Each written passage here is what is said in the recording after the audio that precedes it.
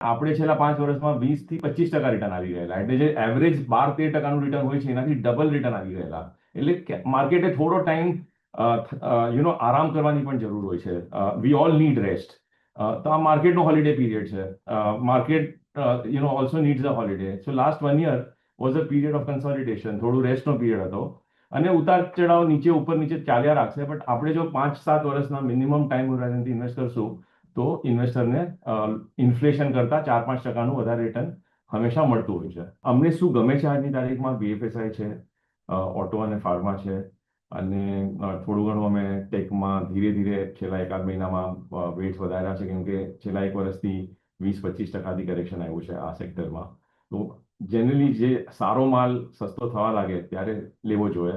આ એક simple crude technique હોય છે over a medium to long term period better returns બનાવવાની, અને એ આપણે ફોલો કરી રહ્યા છે.